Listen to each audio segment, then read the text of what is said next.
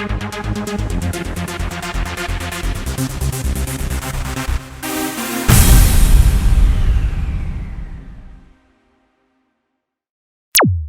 yeah, I mean, and I'm on the same page with you. It's very frustrating trying to advocate for any kind of fair registry scheme in America, because basically doing so, like people treat it like the Red Scare today, right? Like people like see it as like, oh, you're like, some deviant or something. But like the reality is like while that was while people are still judgmental in that way, like it seemed like all people under 35 who started, I'm 31, I'm pretty young. So like, like all young people say under 35, all of a sudden, like, especially if they're more liberal, are like, oh, I'm a prison abolitionist after like the George Floyd stuff. Right. And it's like, but then you bring up the registry and they're like, no, we should just line them up and kill them, basically, like Holocaust style. Right. I have had the argument that I know two men who murdered 2-year-old children, two separate men murdered 2-year-old children, each got 7 years in prison. I'm in a consensual relationship and you want to give me a 23-year split sentence? Are you out of your mind? Fucking crazy, yeah. Because the argument is you've ruined their lives. Oh, so if I had just taken his life, right? Exactly, that would be better. Yeah, it doesn't make any sense. And no, that's what I believe. Where I believe our fight stands. I say our, meaning the people in my group. I can't speak for you, obviously. Right. But we're fighting emotion. We're not fighting common sense and logic, because common sense and logic would win every time. Of course. And so it's I don't want to get too far off a tangent, but no. I understand though. But like basically, well, and I mean, of course, there's a lot of other things. It's like, how like a lot of things that are deemed like, if we're talking like, consensual relationships with older teens or whatever, like that's what we're most of that about. Shit wouldn't even be illegal in most European countries, right? It's like not. So there's that as well. But like basically, but on top of that, it's like I think that there is a compelling argument to be made. And I've been looking actually at what was the name of the case? Do you remember the Jen Soring case from the 90s? I think it was from the 90s. You'll have to. So this is a German. I don't remember the name. Yeah. So basically, it's actually just a murder case, but it has this international aspect. So basically, a German citizen who was living in America. Yes, I know the case. Yes, I know the case. Right, or killed his girlfriend's parents or something like that. And I believe it was like, the parents. Right, and he flees to the UK, and then he argues that the UK can't extradite him because he'll face the death penalty. And they actually, interestingly enough, because the European Convention on Human Rights is based on Council of Europe, which is like a broader organization than the EU. They, at the time the convention was signed, they didn't have a provision banning the death penalty outright. What they did have was like, against cruel and unusual punishment, kind of like broad base, right? And so actually Soring, the argument that ended up winning was not that the death penalty is inherently cruel and unusual in all circumstances, but it's the American practice of making people wait for like 20 years on death row, and they don't know when they're going to be executed. They called it like the death row phenomenon or something. And nowadays in the US, people are put on death row, but barely ever killed, right? And so basically, like, I would say that, the chances of getting executed as a death row inmate and the chances of getting murdered as a registrant, just as a vigilante extrajudicial killing, are roughly equivalent. All right, that's a good segue. If you wanted to ask me about my case, that happens to be one of the things that we argued. Not death penalty, but this idea that once someone has rehabilitated, and believe this, when I got out of prison, I wanted to go to law school. And I think I had 8 letters from attorneys from around the state that they had worked with me as a paralegal and absolutely 100% would endorse me. Yeah, that's awesome. Law school. One of those letters was by my prosecutor. Wow.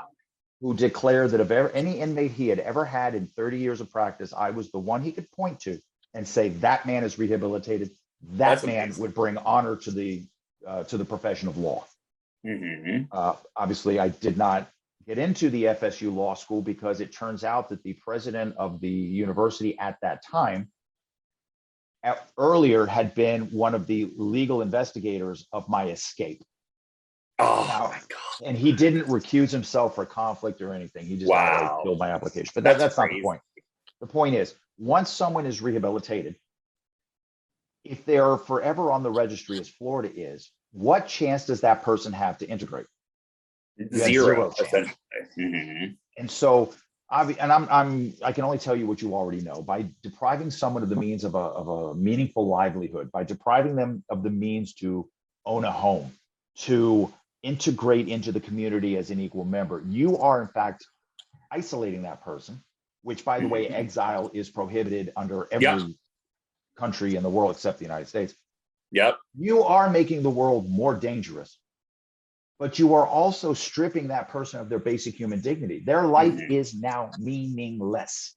Right. They might as well hang themselves. And unfortunately, some people are doing that. And I do wonder, from a policy perspective, that is the intent. I have speculated that. Mm-hmm. I believe we're putting together a documentary now. It will. We're going to run out of time on the Zoom call. You can just click right back in. But we are putting together a documentary, hopefully for Netflix, where we show how the Nazis put together their laws for removing Jews from society and making it easier to not only isolate them, but later to take everything they owned and obviously later eliminate them. And they used them for slave labor. We executed people because of that. Right. But if you take the main 13 Nuremberg laws and you bring them to the United States and look for their equivalents, marked passports, it's the registry. It's the residency minus stripping them of their property and executing them. And with all my heart, I believe those are the next two steps. That is what we're trying to prevent. So by going into the German courts now, before we can go to the United Nations Human Rights Court, we obviously have to have some court finding that I suffered human rights violations. Right, definitely. So that's why that makes sense. Court. It needs to actually go from. You need to get the ruling on the national level before you can take it to the US. Okay, interesting. Exactly. See, I was wondering what the procedure there was. So, and then like the other thing I was wondering too was like. Now, granted, I guess this would be a little bit different. There's some ignorance here on my part from how things like IML affect and how Europe decides entry, and things like this. But my big theory for my article, my law review article, is essentially that if somebody, who is, I guess not, let's say they're not on probation, but they're on the registry, right? Because I know that it's harder to travel if you're on probation. You have to get permission, and I think that it would probably be big trouble for somebody if they tried to escape probation and then file a complaint or something. Do you really want to talk about that? Because I mean, we can, but I know some things. Well, so basically, so my thought was say if you have, and then I want to hear what your thought was, because I'm sure it's interesting. But basically, if somebody who's on the registry goes to Europe, they're allowed to travel. The European state that they go to lets people in. Then they essentially file in that country. And I'm not saying this would be politically popular, but they file for asylum, right, on human rights grounds, essentially to, with the hope of, that country will not be able to deport them back to America, or send them back at the end of a visa or whatever. That's the part that I don't understand very well. How, basically, can somebody just indefinitely stay on a visa? But but basically, if the answer to that is no, then getting an asylum ruling would allow that person to not have to go back to the United States, where they're going to be persecuted forever. Let's. Oh boy. Okay, this is a little complicated because you're actually asking several questions at once. Yes, sorry, I have a tendency to do that. So that's okay.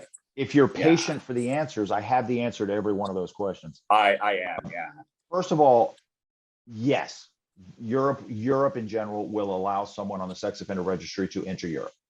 Yes, there is a criteria, and I can basically, it's an unofficial criteria, but I can explain that to you if you like. Yeah. Also, if someone were to come here as an American, it is so easy to stay here. It is so easy to stay here. It's ridiculous. Interesting.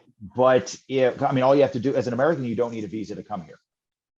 And if you Oh, find a right. I job, forgot that. and if you find a job here, it's done. Right. And I guess there is the question of like, how much does the criminal record impact finding a job in Europe? All right. But, Let's use me for the example for a moment. In my situation, I came here and I did seek asylum.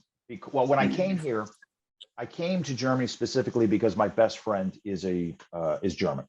And he said, you know, come get away from that nonsense in the United States. It's crazy. I came here and I visited, loved it. But after 6 weeks of hiding, he convinced me to speak with the Bundeskriminalamt, which is the German version of the FBI. And I said, are you crazy? No, I'm not going to speak to them. He's like, no, Germany's not the United States. Speak with these people. So I spoke with those people, and I was interviewed by 2 federal agents who really looked at my background. Spent about, I can't remember, 8-9 hours interviewing me. Brought me homemade food for lunch and dinner, which you would never happen in an American. And at the end of it, the lead detective, who was a huge man with no sense of humor, had me stand up, and I'm thinking, oh my God, I'm going to get handcuffed. I'm going to get slapped. But instead, he actually shook my hand and welcomed me to Germany. Wow. Apologized to me for me being born in the wrong country. Wow. They issued a report saying that under German law, I am not a criminal. Oh, wow. None of my convictions, not a single one of my convictions would have been a crime over here. And they issued a document there, you know, therewith. But they said to me, if you are concerned about the Americans coming after you, go petition for asylum. And I did. And then I met with my lawyer. I hired this lawyer after I hunted him down. And we decided that, yes, a human rights complaint against the United States was absolutely the way to go based on blah, blah, blah.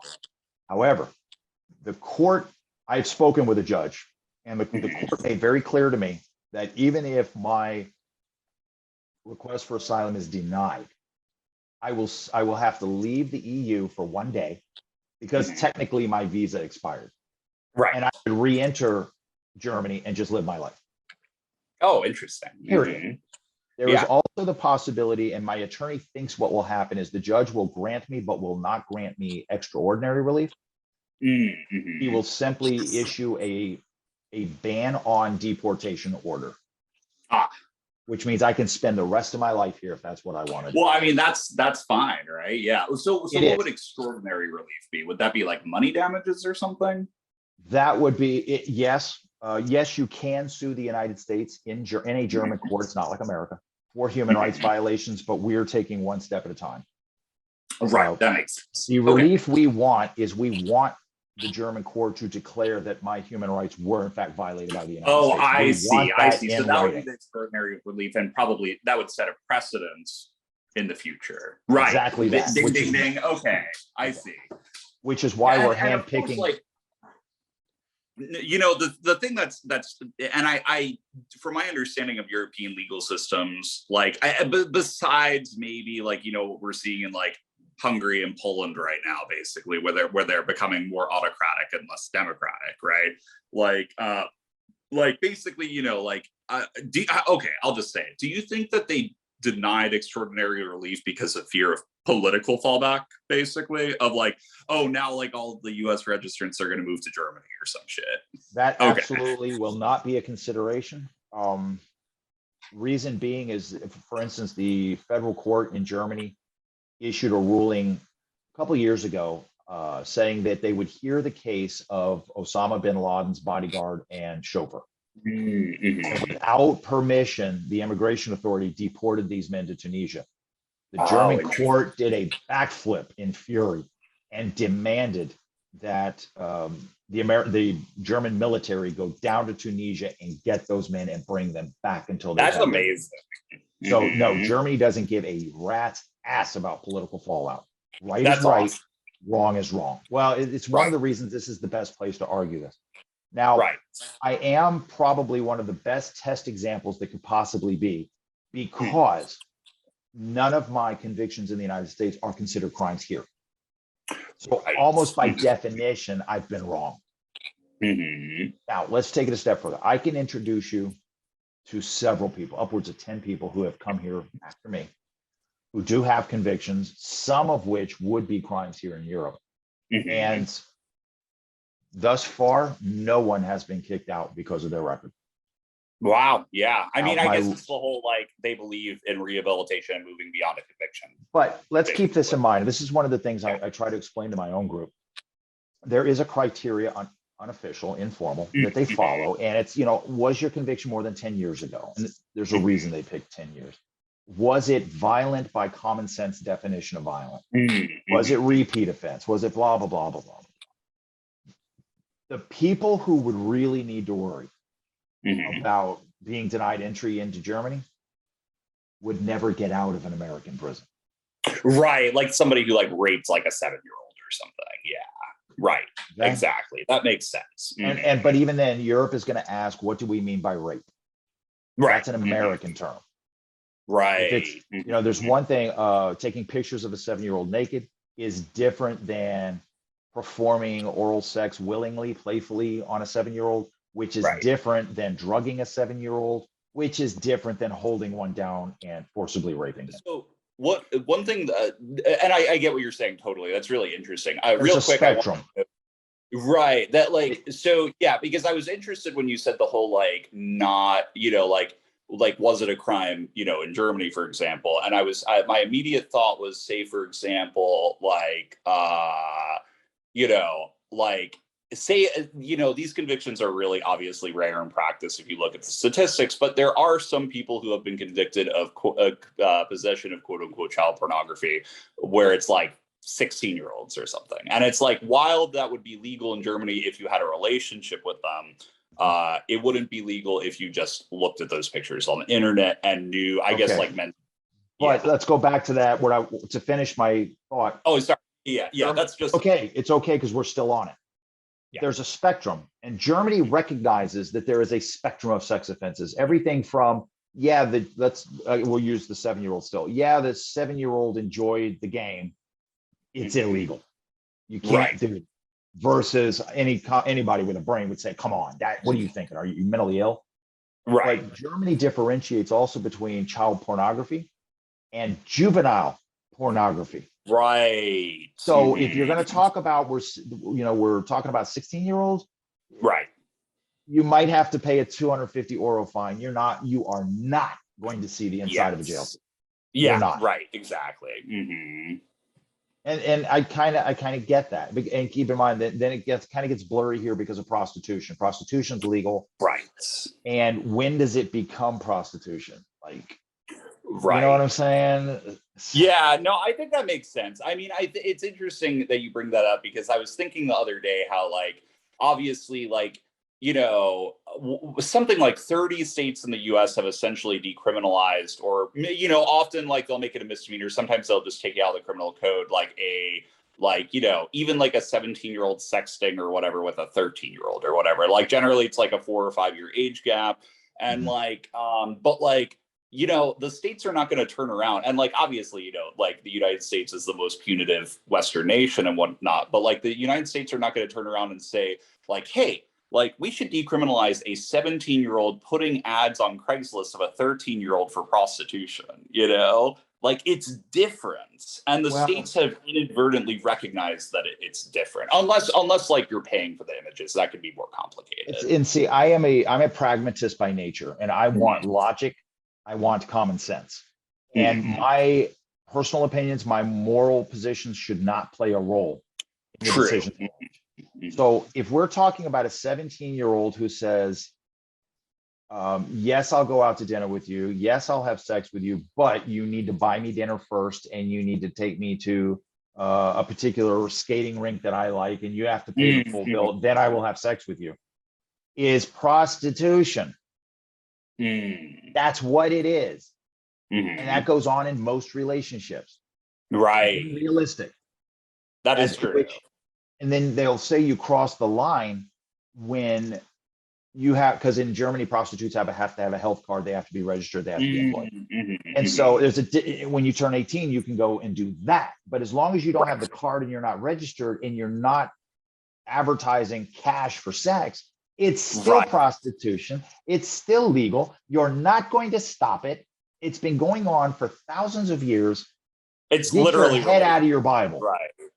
Right, exactly. But so basically, I mean, I totally agree with you. I mean, I think that like, unhappy marriages in the US are pretty much prostitution, right? Like if you like, and not legally speaking, but logically speaking, sure,